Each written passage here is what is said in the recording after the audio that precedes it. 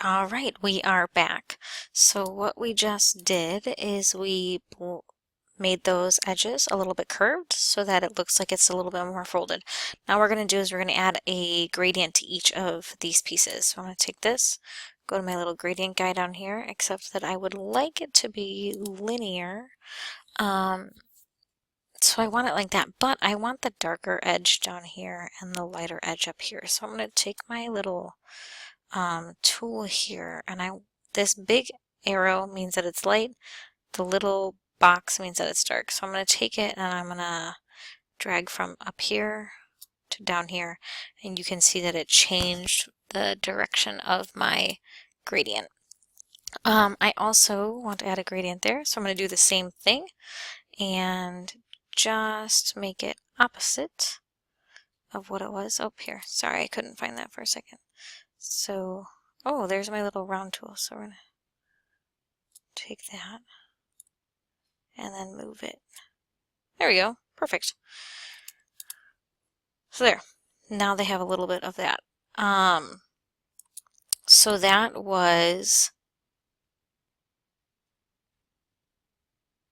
number 19, right? So now we need to do a little something so they stand out. You can see that they sort of blend in, and we don't want that.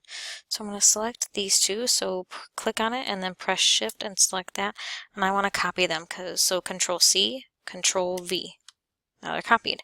Except I don't want these to have a gradient fill. So I'm going to just change it to dark gray, but I want it darker than what I have. So whatever color you pick, whether it's blue or whatever, you just want a darker color. And then when I do that, I'm keeping them all selected still.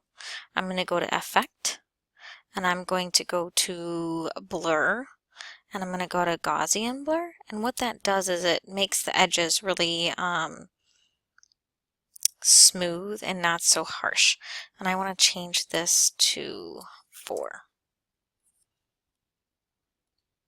I'll say OK. So you can see that it changed. You can see it changed my edges a little bit. What I want to do is I want to send these backwards. So I'm going to take this, right click, and I'm going to say Arrange, Send Backward. What I want is I want for these pieces to be under those pieces. So all I had to do is do that once. And then I'm going to line it up so it looks like a shadow under there. So I'm going to take this, put it here. So I'm not taking it and putting it directly. Oh, I need to put this to the back. Range, send, backward. There we go. So I don't want to put it completely under. I want to have a little bit peeking out so it looks like it's a shadow on my piece. So I don't like how there's a space there. So I'm going to probably just Control Z, put it back a little bit. Now it looks like it's a little bit closer to the edge. So you just have to be careful with where you put it and how you put it on there. But I'm done. So you would do this to all of your pieces. I obviously only did it to the H and the I, but I would do it to all of them. And now it looks like I have this piece folded over. And then you would save it and turn it in. Pretty simple. Yeah. And I know this is at the end, but if you want to go back and change the colors of things, you don't want your font to be white, you don't want your background, whatever, that's perfectly fine. Just make sure that your colors are not competing with each other and they blend and they are like harmonizing with each other instead of fighting against each other. So if you would like to do that, you are more than welcome to do that. I would highly suggest keeping your shadow a dark gray though, or a dark blue or dark purple, something like that, so it looks realistic and it's not something that is out of the blue. Like, I'm not going to have a yellow shadow. Doesn't make sense. So make sure you are making the shadows a dark color. I would probably stick with the dark gray.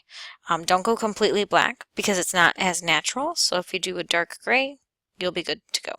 As always, have any questions, let me know.